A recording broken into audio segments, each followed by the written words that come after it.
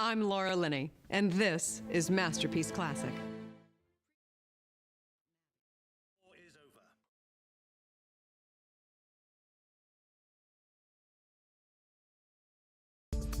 Welcome to Minnesota Legislative Report, our region's longest-running public affairs program.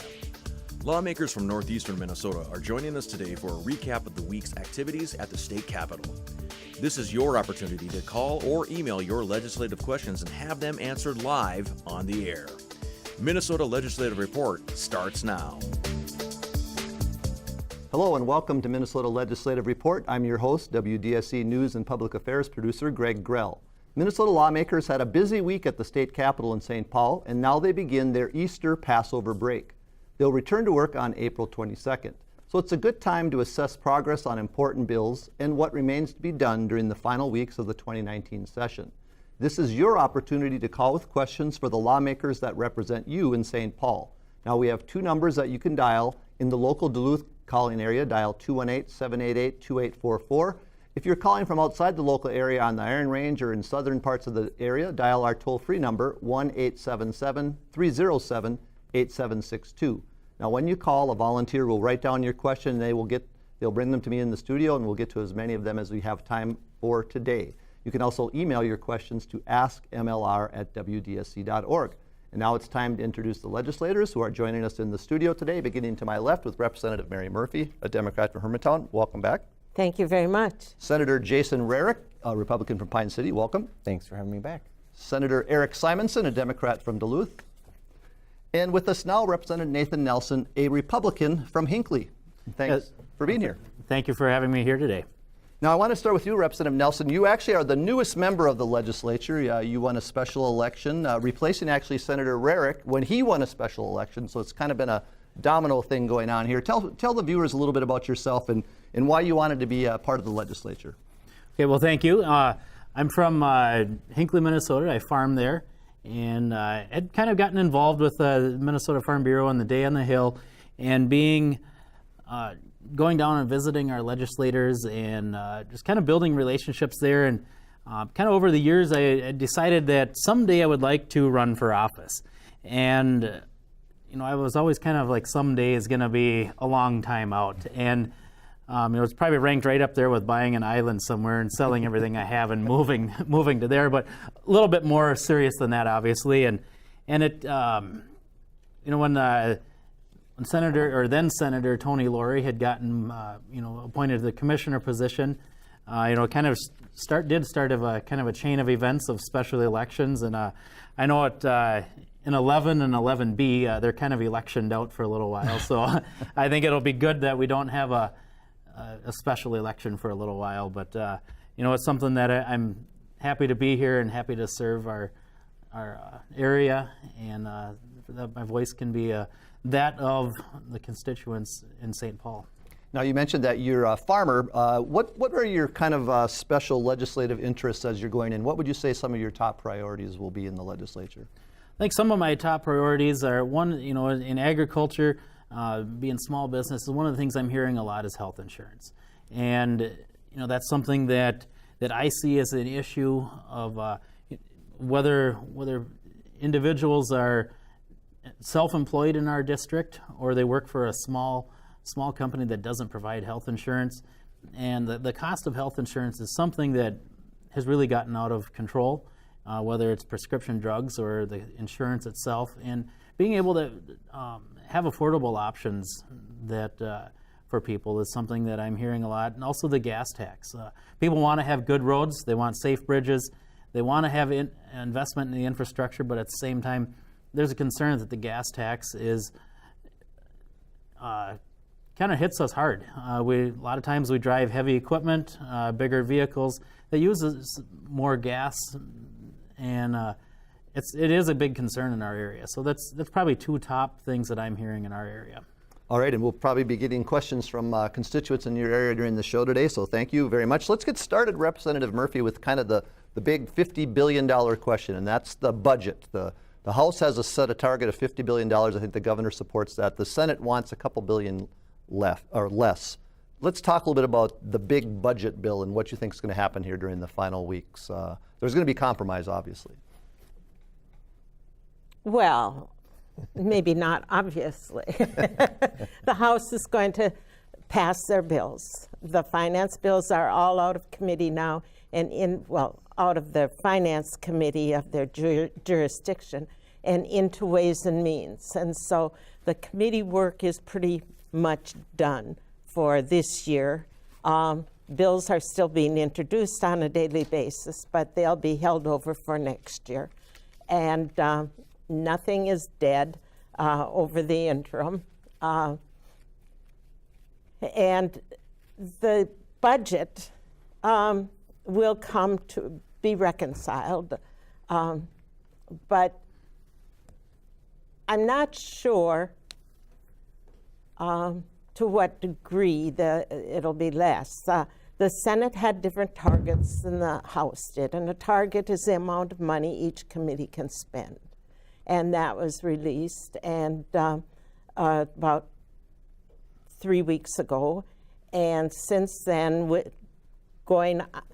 each finance committee organized their bill according to what their target was. And that was done in the Senate and that was done in the House. I'm not sure all the Senate bills are completed at this time because we seem to be almost a week ahead of them. But nevertheless, we will have to get like targets when the bills go into conference. Mm-hmm. But the House bills have more money in them than the Senate bills do. Senator Rarick, let's talk about the Republican point of view on the Senate side and what you're kind of hoping for with the final budget numbers. Well, I know what we're looking at in the Senate on the Republican side is, we've been seeing such tremendous growth in state spending over the last 8 years that we just can't keep going at that rate. And so that's why the budget targets that we came out with were a 0 increase this year, just to kind of say we have to at least start from that point. I don't know that anybody believes we'll be at 0 increase, but we believe we needed to start there just to show that the rate of spending has been growing so fast, we can't maintain that. And so that's where we're starting our position, is to show that we're committed to try and keep spending down as much as possible. And Senator Simonson, what about the arguments that Democrats are making on the Senate side, and are you getting some traction with some of those arguments? Well, traction will be determined as we go forward, right? But I think there's an obvious difference between the House and the Senate position in terms of their budget targets, and we expected that coming into this process, at least at this point. But as we go forward, there is room for compromise. There always is. And we hope that there will be compromise, and somewhere in between those two numbers lies the answer. I think what we'll have to do is wait for the tax bills to get reconciled and then figure out how much money that we've got to spend on each one of these committee targets. But they're putting together a budget with basically zero increases across the board, and that's really hard to do when you've got agencies and departments that are depending on inflationary increases, and it's really hard to do. Just in the education world alone, the amount of money that you're able to put in is not even enough to keep reasonably close to inflation. So it's frustrating, but we also know it's part of the process, and at the end of the day, we'll get somewhere in the middle. And Representative Nelson, you're probably just starting to get your feet wet in this process, but perhaps you followed it in the past. Do you have anything you want to say about the budget process at this point? I think, yeah, it's, just having been sworn in just a little over 2 weeks ago, it is, even with following along, once you get into this level, you kind of dive in to the deep end of the pool, and, it is a little bit overwhelming, but it is something that's been fun to follow along with and try to catch up, and it is, I know that there is going to definitely have to be some compromise on both sides that happens to be able to finish out our session by May 20th. All right, well, last week we had several calls that we didn't have time to get to, so I'm going to ask some of those questions right now. And this one plays nicely into our discussion. Jim from Hibbing is just wondering, when is the legislature going to put the division aside and start working for the people of Minnesota? It's kind of a general question, but Representative Murphy, maybe you want to start by answering Jim's question, the work being done in the legislature. Well, I think every single day when we act in committee and we work hard, trying to figure out what the people of Minnesota really want. And we listen to what they're saying through the ways they communicate with us and what the testimony we hear at the committee hearings. I think Jim can rest assured that we are listening, we are acting with each vote that we take. And on the major bills or lesser bills, we've passed quite a few bills now, 25 bills now in the House of Representatives, and we are making progress. And I think I sincerely try to represent what my constituents have told me. And Senator Rarick, you want to respond? You know, I don't think the divisiveness is as big as people believe, are led to believe it is. We've been working together all session quite well, and I'm really encouraged. I've had a couple of chances to this point to even sit down and speak with the governor, and I think that's a great encouragement to see that, you know, we're talking, and the negotiations are really going to start now, these next 2 weeks when we get back, and that'll really be the tell as to where we're going. But I'm encouraged.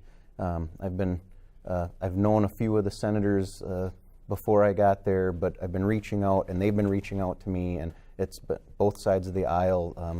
I'm making those connections, and we're working well together. And we have passed a couple of bills that will help Minnesota, especially, there was the issue last year with some of the bonding and how that was going to be done. And we resolved that, and we passed those through and got some projects taken care of that really needed to be done. And I think that's a great sign of what can be accomplished this year. Senator Simonson, would you agree with the bipartisanship of the legislature? I would absolutely agree. There's always going to be differences in major issues, right, between the parties. There is social issues that divide us. There is revenue generation ideas that divide us. But by and large, I would say 9 out of 10 times we generally agree. And there are things that we do together that just make sense for our districts. And this is the time when things are happening that not everybody sees, right? They're always talking about the budget or how big this is or how small this is, but at the same time, all the work that's happening in committee is really on a bipartisan basis. And you see members from both sides of the aisle getting their individual issues for their communities in the bills, tucked in somewhere here or there. And that's where we really tend to do most of our work, and together at least. All right. Well, we do have one issue this week that maybe would point out that bipartisanship. And Senator Rarick, it was the Senate now has passed the hands-free cell phone bill. The governor's already signed it into law. Lots of bipartisan cooperation in both the House and the Senate on that. I'll let you all talk about it, but why don't you just talk basically what does that bill do? What does it tell Minnesotans? I think that was a very important bill to get done this year. I know I supported it last year, but it hit some snags. There were a few people that were concerned about some things, but basically this is telling people that using your cell phone, using it in your hand and having to, whether you're typing in an address, typing in a phone number, it's not acceptable in Minnesota anymore.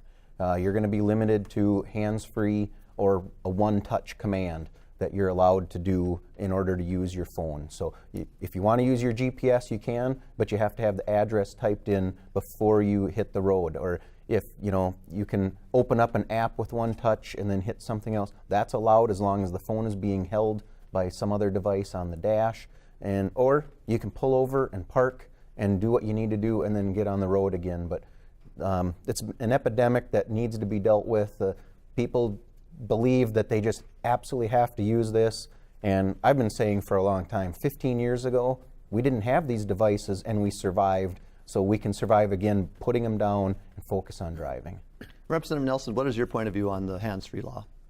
I think it's something that it's important that we have this. And on the farm, I've got a truck, and I haul grain down to Elevator D in St. Paul. And from the seat of the semi, I can look down into the vehicles next to me, and I would estimate it somewhere around 80% of the vehicles, they're on their phone, they're scrolling through, whether it's social media or typing in something on their GPS, responding to a text. I mean, people are on their phones, and it's dangerous. And as you drive down the interstate or whatever, you see these black marks on the road where somebody's gone into the ditch, and it's like, how in the world did you do that? It's a bright sunny day. And I would guess more than often than not, it was because of a distracted driving. And I don't know if any law is perfect. We're probably never going to get there, but it's always got to be something that we're going to continually work towards improving it, and I think this is a great start. And Senator Simonson? It's been a big problem for a long time, and I would agree, as much time as we spend driving back and forth between Duluth and St. Paul, you see it all the time, constantly. So this has been a long time coming, and I'm glad that we got it done. And for whatever reason, it seemed like this year the tide kind of shifted a little bit, and there was a lot of agreement and worked out the differences, and I think it's going to be a good thing for Minnesota. But the key is education now, getting the word out there to people that this is now going to be against the law come August 1st. And speaking of that, Representative Murphy, will the state do anything special to get people's attention on this, or are you just expected as a citizen to be up to date with what the laws are in the state?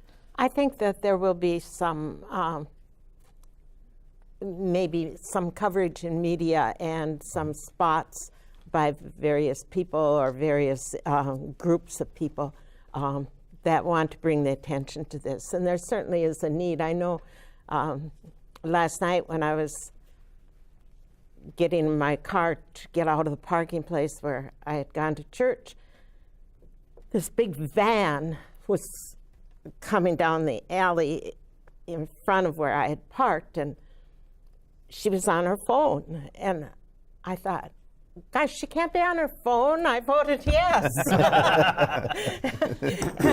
I thought, should I get out of my car and knock on the window and tell? And she was really serious in her conversation, so I decided, no, I'm not getting out. But I waited till the big van pulled ahead and got into the street ahead of me before I pulled out, because she did not know I was in my car trying to get out at the same time she was trying to get out, because she was totally devoted to the conversation she had. And she had no idea that there were a bunch of other cars coming up from where they were getting out of their parking spaces off the street too. And so I thought, good luck to her, but she's got to find out. But then I realized when I got home and I saw that I was thinking about that, and then I saw something on TV on the news that it's not in effect right away. August 1st. Yeah. And so we've got time to tell people. So you have August 1st to get some hands-free devices, or just put the phone away until you're done driving. And I'm going to tell all the cars that are like mine, not big vans that are bigger than mine. Well, I've heard that some states, if you rent a car, it says right on the dashboard, cell phone use is illegal in this state, or you must be hands-free. That might be something that could distribute some stickers or some kind of information like that. All right, we'll move on to some other questions. We got several calls today on a topic that always gets a lot of attention on Legislative Report, and that is property taxes. And I actually have 3 related questions. I'll try to put them together and then have you comment on them. First, last week, Jordan had called in and he said, within the last year, my local taxes, and I'm assuming he's referring to property taxes, have increased by over 30%. In his case, $1,200 a year, and he says he feels overtaxed.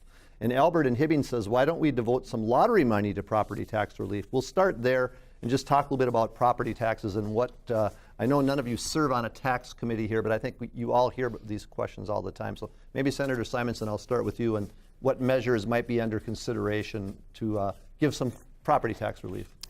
Well, the Senate tax bill has not been released yet, so we don't know exactly what's going to be in there, but I know they've had a number of hearings on bills that would essentially distribute tax relief across a number of different groups, whether they be residential homeowners or agriculture area or seniors, or they've heard a lot of ideas. So we don't know exactly what they're going to put together yet. Will have a lot to do with where they want to spend their money, because when the tax committee spends money, that's really tax cuts for folks across Minnesota. So I think there are ideas and there are ways to do it, and I think the House bill has got some good property tax reduction policy in it, and I think we hope to see some of that get across the finish line this year. There's really no reason not to do some of those things, and I'm sensitive to the fact that people's property taxes are going up. I know mine went up about 30% this coming year, and most of it is because of my valuation went up, which is probably not a bad thing, but at the same time, it does hit people's pocketbooks, and we're sensitive to that. Representative Nelson, what about you as a new member of the legislature? And you mentioned agriculture. There's always issues with taxing there. What are your thoughts on property taxes? And one of the things that I've heard about this is the school funding and some of the bonding issues on there. And I believe it was last session. Maybe Senator Rarick, maybe some of the others could confirm this for me. But there was as I believe it's the bonding. It was funded at a 40% level of. You jump in if you feel free to, but but it was fun, and I believe it's at about 70 or 75% level that is being proposed in the House anyway. But it's and it would be going against agriculture, for the agriculture part of it. So the land base that pays for a lot of schools, and I think it's something that it's in agriculture wise we're really looking at it as a very positive thing. And so I don't know if Senator Rarick maybe wants to jump in. Yeah, that for a lot of the school referendums, we know our schools need to make some investments, and we're seeing that farmers were being hit very hard because of the property tax paying that. So Representative Nelson was right on with the idea that the state is looking at taking over more of that burden, so to help farmers get relief from that, and then I think that would help local areas. But a lot of people, I think the state can help out with some LGA and county aid, things like that.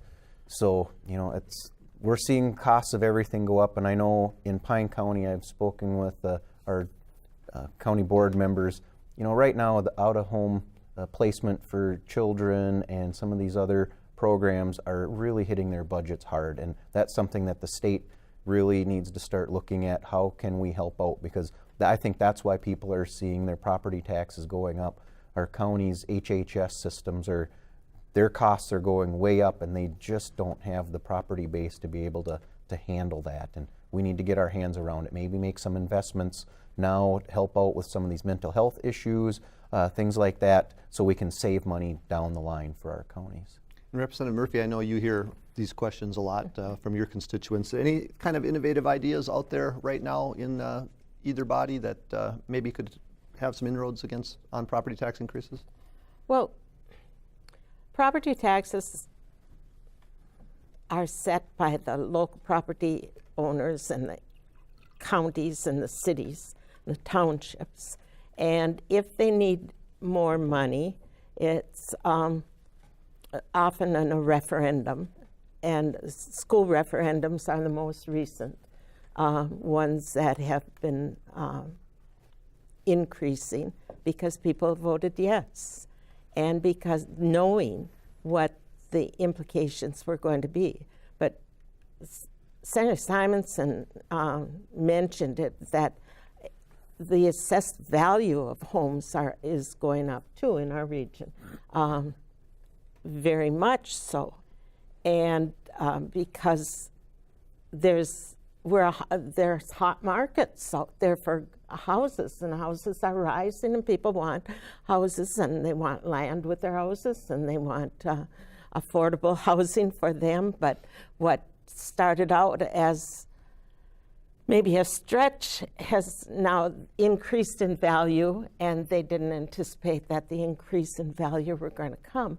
And some of the questions that we're getting now is because we just got the yellow slips in the mail in this past 3 or 4 days. Mm-hmm. And so we see the valuation.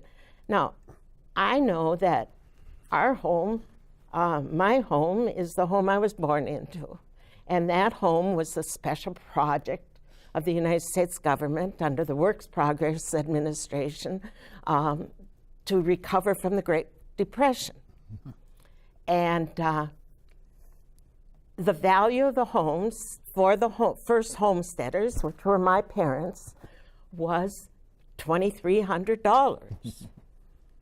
And that home, according to the yellow slip, is now valued at $154,000. Mm-hmm. never dreamt. I mean, I'm sure my dad never dreamt what that house would be worth with very few changes over the years. But it's in a hot spot in northeastern Minnesota. It's in the only growth center of northeastern Minnesota. And there's land with it. And I'm not selling. I'm not interested in selling.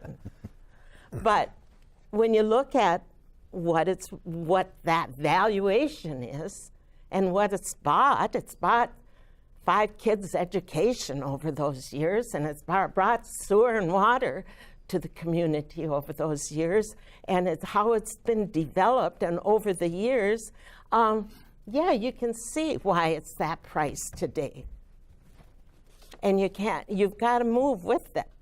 And if people's wages aren't increasing and inflation isn't counted in on things, then it's a shock. But it's the local communities that have to, they're meeting the demands of the peoples that say, we should have more trails, we should have more parks, we should have this, we should have this. And the local unit of government, how it rises to the occasion, answers those questions.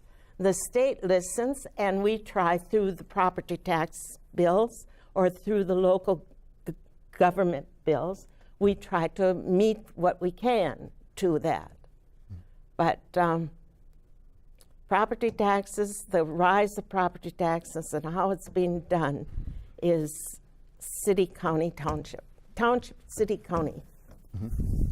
So we've gotten some more questions about property taxes, and Jack from Duluth suggests, why can't we dedicate a portion of sales tax to relief from property taxes? I'll start with Senator Simonson, and then we'll have some of the other ones. A different idea, maybe putting another tax to help keep property taxes down. So the question is, should we increase sales tax in order to reduce property tax? He didn't say that, he just says a portion of the sales tax to relieve property taxes. Okay. So then I guess that money, that wherever that goes now, would have to be diverted. Well, again, I think it's really important to point out, as Representative Murphy did very well, that property taxes are set by local units of government.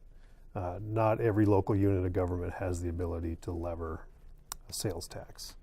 Those that do oftentimes have them dedicated towards a specific purpose. Very few local units of government have sales taxes dedicated to their general fund, which is where you would get property released from. But it is an often had debate about expanding the sales tax to other things that are not currently taxed in order to generate revenue to offset other taxes. Never seems to go very far because it's not popular, but it's a good question. But most taxes that we have now in terms of sales taxes are generally dedicated to some purpose. Senator Rarick? Yeah, that's exactly right. On a county level or something like that, typically your tax was dedicated to your transportation efforts or something like that.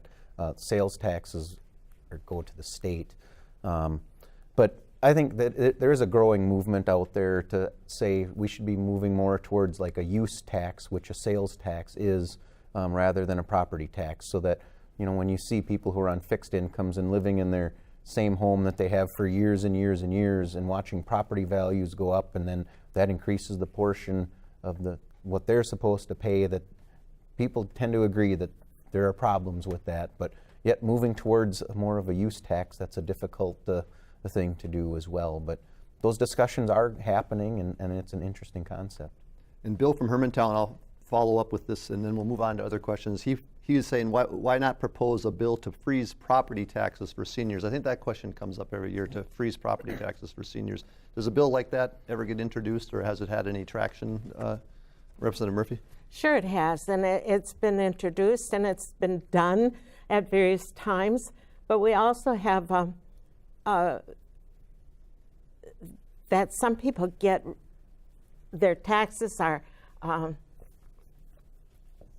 credit, they've given tax credit on the amount that they're paying depending on what their income is. And so the rising taxes are alleviated by what their income is, and if it's lower, they can get credit back. And that you have to file before August. All right. But you have to file for it, and you have to ask for it. That's right. Get that property tax relief. Representative Nelson, we've been hearing a lot about increasing funding for roads and bridges in Minnesota. Our other lawmakers have answered these questions in previous shows, but I'll throw one out to you just to get your point of view. The GOP isn't in favor of increasing the gas tax, so maybe looking at some other funding mechanism. Where do you kind of stand on what we need to do? How can we increase funding for roads and bridges in your mind? Well, I think there's a couple different options. I think one, taking some of the automotive-related sales taxes and using some of that. I think a wheelage tax. I think it's not a high percentage of vehicles right now that are electric, but I think there's some concern with how do we make sure that they're paying a proportionate amount of road usage tax. Because if you're not paying it for it in gas, how are they paying that? And so, nobody really wants to have a monitor in their vehicle to know how many miles you've driven and what roads, whether it's interstate or county or township. I think there needs to be maybe some sort of a wheelage tax of some sort that can be attributed to the amount of miles that we drive. And I think that that could be something, but I really think automotive-related sales taxes and dedicating that. I think we've gotten to about 50% of that right now, and I think if we, automotives, that's what's on our roads, and so I think in a lot of ways it makes sense to dedicate that, back to our roads, the sales tax from that. And Senator Rarick, Bill from Knife River is saying, if the Republicans won't raise the gas tax to repair our roads, where will the funds come from? He says, will it be borrowed from education funding again? That, I think, is a reference to sometimes general funding. Yeah, that's, I know a lot of people will use that argument that we're taking money away from our schools or HHS if we take it out of the general fund. I don't agree with that line of thinking all the way. It's priorities. What do we consider our priorities? So I do believe in using more of the sales taxes. But I've brought it up a couple of times too. I think we've got $8 billion that are going to be spent over the next 2 years on transportation, just with the funding sources we have in place. Part of the problem is decisions that have been made with how to use that money. I brought up the one example that's a great example. We spent $7.2 million out of our transportation fund for the rest area down in Harris. It's very elaborate. It's been closed for almost 3 years now. Still being worked on. It's decisions like that we're taking money out of this transportation fund that should be going to roads and bridges that is not. And I think we need to look at that and make sure we're refocusing and putting that money into our roads and bridges instead of letting it siphon out into other areas. Anybody else want to comment on roads and bridges before I move on? I'm not seeing anybody nodding their head, so I'll move on. And Representative Murphy, you serve on the Subcommittee on Legislative Process Reform, and you might want to comment on Clay's suggestion. Clay from Chisholm says, how come we can't let the people of Minnesota vote on every issue? We'd be doing a lot of voting, wouldn't we? But he says, hey, let's give the power to the people. What do you think of that idea? I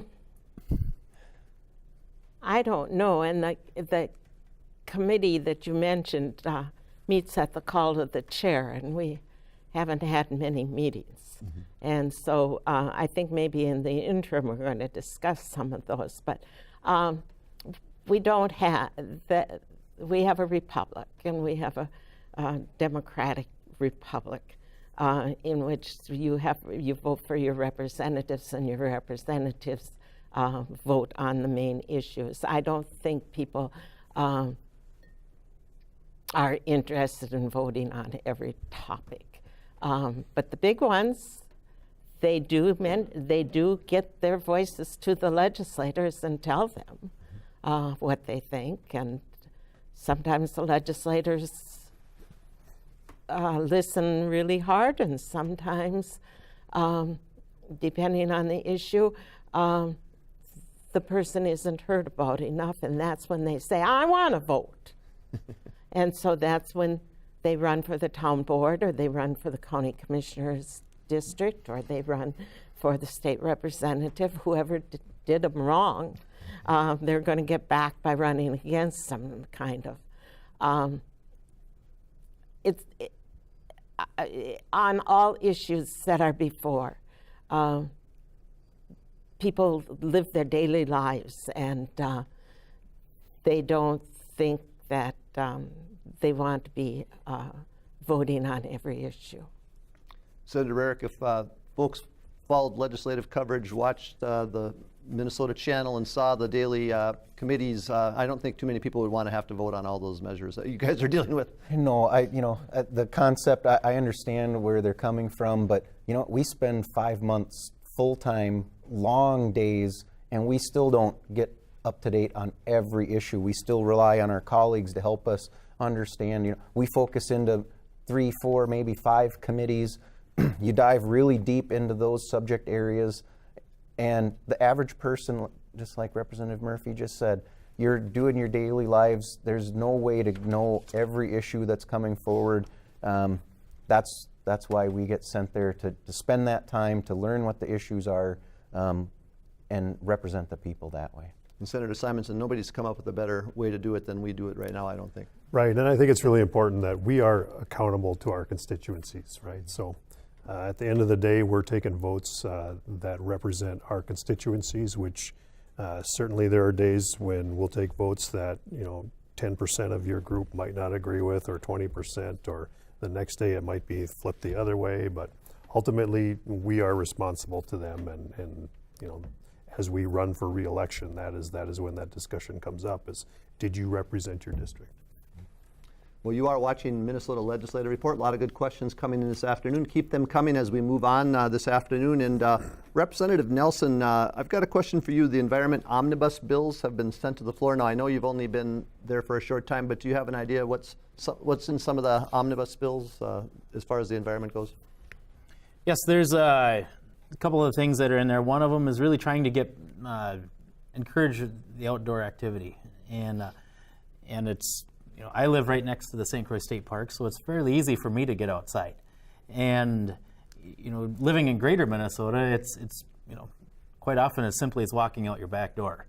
And but I think in some of the areas there's some concern that our students and our children are spending up to 40 hours a week with screen time. They've got a device in their hand, and it's really taken over what probably many of us sitting at the table here. If our parents got tired of us, they told us to go outside and play. And unfortunately, we live in a world that's not really always possible today, or even for a safety point or whatever. And so they're really trying to encourage some more get out and play. And that's some of the things that are happening. Some funding for trails. Those are some things that are that we see are taking place, and I think a lot of them are good ideas. And carrying them out and seeing that there's also whether it's dealing with something a tire shredding operation, and how that should or shouldn't be permitted, and things like that. And so it's there are a lot of things that are coming through the environmental the finance there.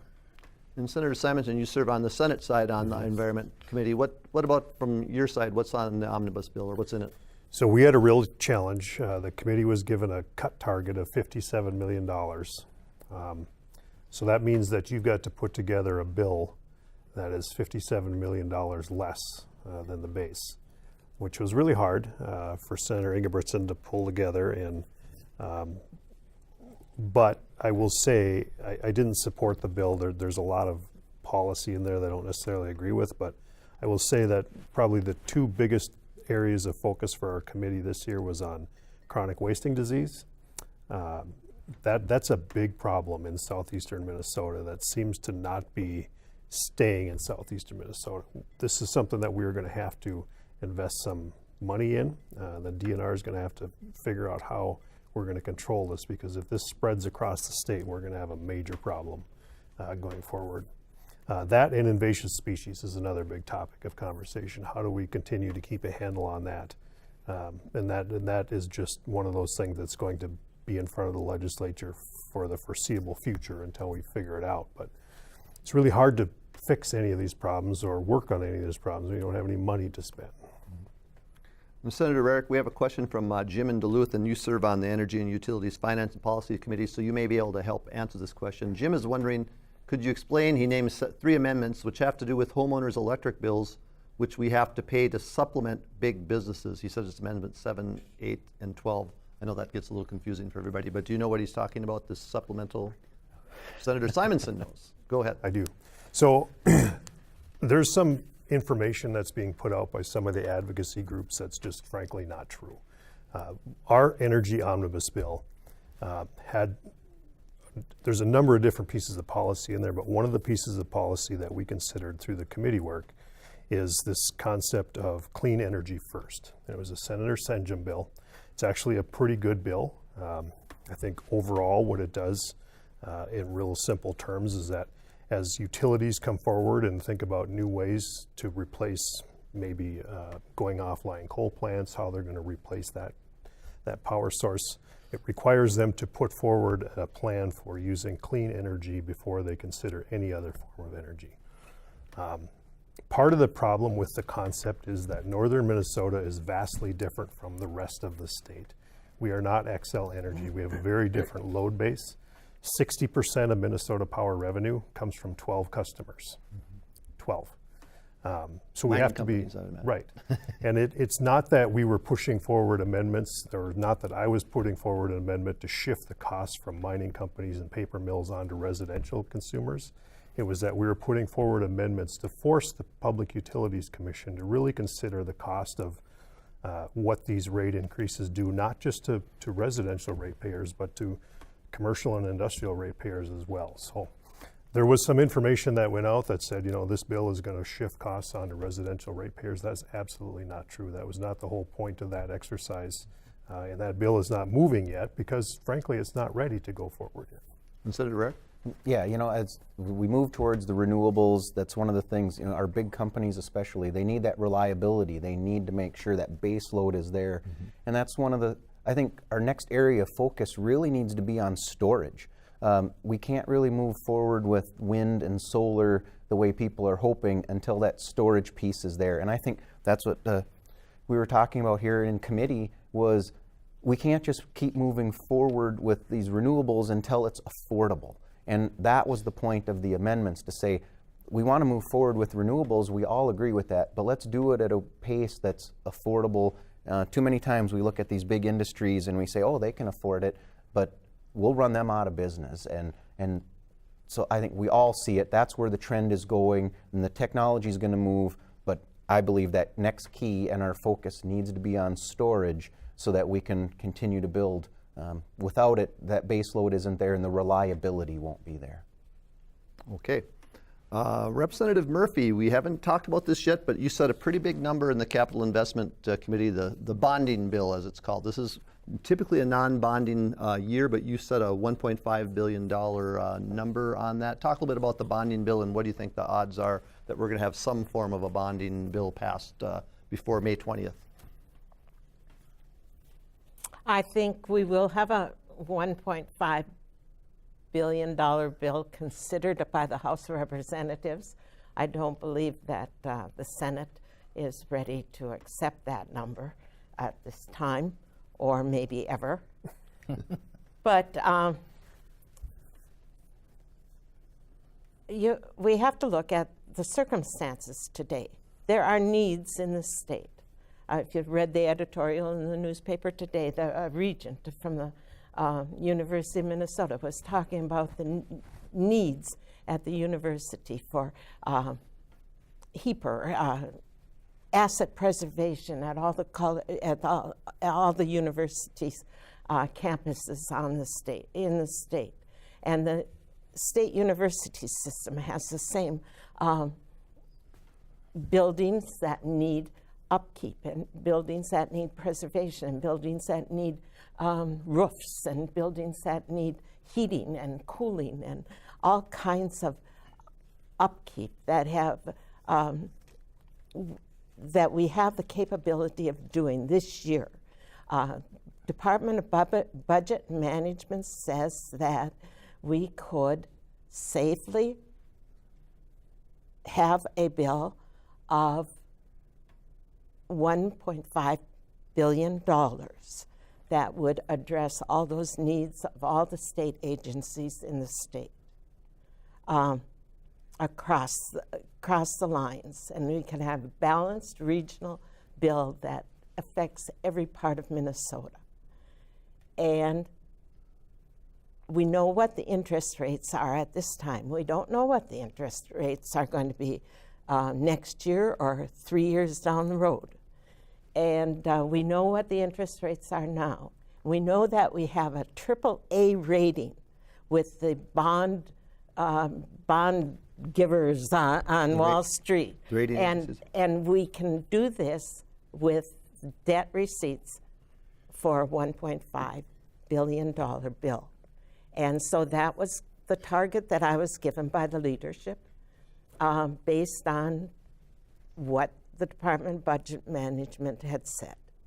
And that's what our committee worked hard for since January and came out with a bill that addressed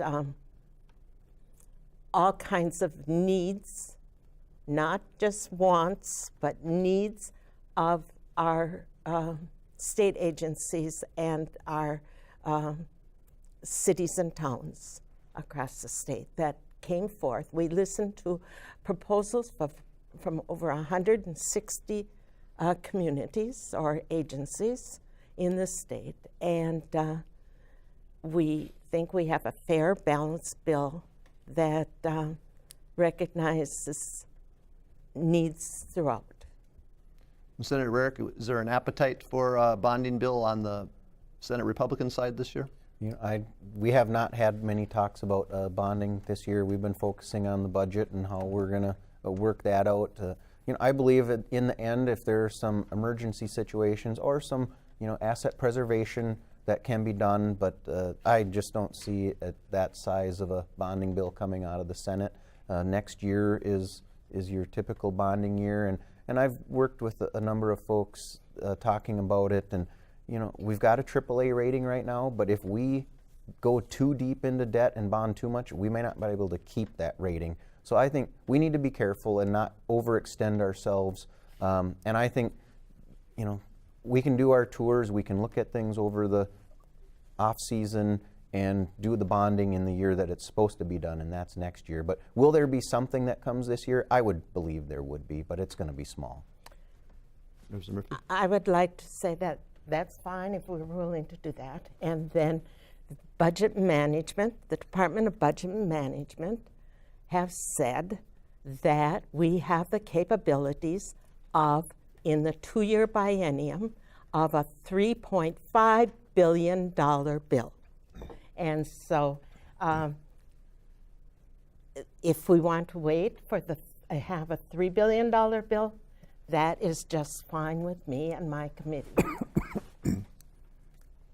All right, we have about 10 minutes left, so we're going to do some more questions here before we move on to the end of the show. Senator Simonson, this is a bill that came up earlier in the session. You're a retired firefighter. I'm wondering if you can tell us about the Hometown Heroes Assistance Program. Do you know about that bill? It would help firefighters, police, law enforcement. I just doesn't ring a bell to me. Okay. All right, I'm going to bring up another question then. The House passed legislation earlier this session to combat the opioid problem in the state. What's happening in the Senate, on the Senate side? Did we take that bill up yet? We did. We did. We passed that bill, right? Okay. Yeah. We did. Yeah, Yep. so we passed that We bill passed off, that and bill you too. passed that House bill. and Senate, It's in conference. is it in conference now? I believe it's still in conference committee with some minor differences, but it's that's being worked on, and I believe that's another bill that we've worked on well together across party lines, and the governor's looking forward to signing that when we make our agreements, but there's small differences at this point. I know the funding mechanism had been a little controversial. I think it was once called penny a pill. I don't know if that's what it still is or how that works, but Yeah. It's a little different than that. I think one of the biggest sticking points now is that going to be ongoing, or is it going to sunset in 10 years and then reevaluate? That's probably the biggest sticking point right now that I believe can be figured out soon and move that one forward too. So we were talking a little while ago about energy, and one of the measures that's been considered this session for both Senator Rarick and Senator Simonson, you both serve on the committee, is the bill that will set a goal of 100% renewable energy in Minnesota by 2050. I think you said that the storage is the part that we're going to have to deal with. When energy is created by wind or solar, if there's excess energy, we need to be able to store that. Is that something the state can work on, or is that something more that corporations have to work on?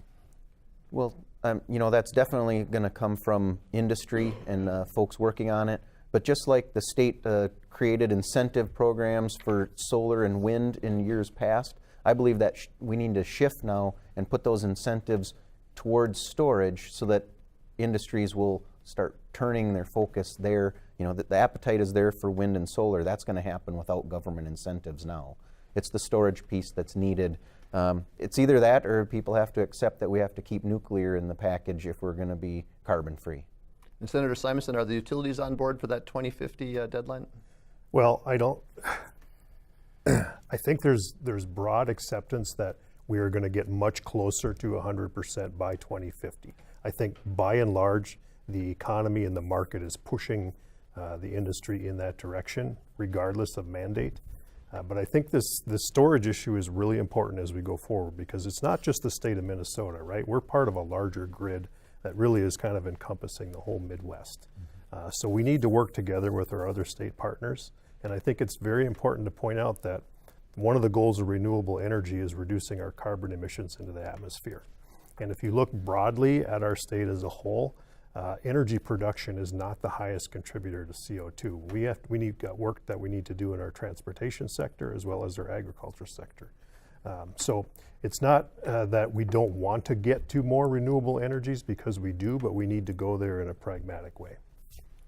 And Representative Nelson, we have a call from Wilma in Duluth, and as a farmer, you might have a point of view on this. And Wilma's wondering, is there anything that we're doing in the legislature to end daylight savings time? That question came up because of the change, I think, in the time of year that we're doing daylight savings time. Been getting a little attention. As far as I know, I don't know if there's any legislation on this, but I know it is something that I've heard it for years that they're doing it because of farmers so they can have more daylight. And as a farmer, I will say that it's a very huge inconvenience for me because I generally work not because of where the sun position in the sky is. It's because it's the things that have to get done. And I would like to see it gone away from, but at the same time, I realize that sometimes moving the time of day, the hands on the clock, can be a little more convenient in the summertime to have a little bit later of an evening or things like that. But I also know that as students are getting on the bus for school, oftentimes they're standing in the dark, getting on that bus, and I think that's an issue that really needs to be looked at as from a safety standpoint to make sure that we can have that adequate amount of sunlight and light as they're waiting for the bus or getting off in the evening, getting off the bus, getting home from school. And it's there's really not probably one correct answer out of this, but I will say that it's not in the farmer's convenience that daylight savings time is there. So. All right. Well, I always thought that farmers just worked from sun up to sundown, and it didn't matter what time it was. So. And we add a few hours in between there too. So. Well, we are almost out of time, but before we go, I want to give each of you a chance to talk about, you have a week off, quote unquote, but I know a lot of you will be meeting with constituents. What's going to happen this week before you go back into session? We'll just go right down the line. Representative Nelson, do you have some constituent meetings coming up, or how will you be spending your time for this next week? Yeah, I have a few constituent meetings coming up. I've got there's several different groups. One I'm going to be meeting with the county commissioners one a day. I'm just kind of giving a little report there, just kind of as the beginning. There's another couple of groups of, one is Window Victim Services, and be able to meet with them. And there's some risk of them losing their funding, and they provide a crucial service to the residents of Pine County, and that's something that we want to see what we can do to be able to help them and maintain their funding that they're getting. Senator Simon, a good time to kind of catch back up with constituents. You've been so busy in St. Paul, kind of get a feel for where people are at. It is. This is always the week where you try to meet with as many groups as you can possibly find time for. The ones that can't make it down to the Capitol during the session and they still want to weigh in on budget priorities and other items of interest that they might be focused on for the session. But try to get as many of those done as you can while we're here. And Senator Rarick? Yeah, I've got 3 days committed to meet with the people in the district and go over issues, and then I got a couple days that I need to catch up on some projects at home as well. So, but definitely going to be out speaking with people and trying to find out what they're looking for these last couple weeks. In the last 30 seconds, Representative Murphy? Well, I think I'm going to have a balanced vacation, a little work and a little reading and a little go to the library, and but to see constituents too, and to check out a couple programs that people are talking about for the bonding bill. And the governor is coming on Wednesday to the Northland, and so many people will be, that's going to be a work day. All right, well, I want to thank each of you for taking time out of your weekend to be here. We really appreciate it. We are all out of time this week on Minnesota Legislative Report. Again, I'd like to thank all the lawmakers who make this program possible, and thanks to everyone who called with their questions today. Minnesota Legislative Report will be off next week because of Easter Sunday. We will return with a new show on Sunday, April 28th. Until then, for the crew here at WDSE, I'm Greg Grell. Have a great evening.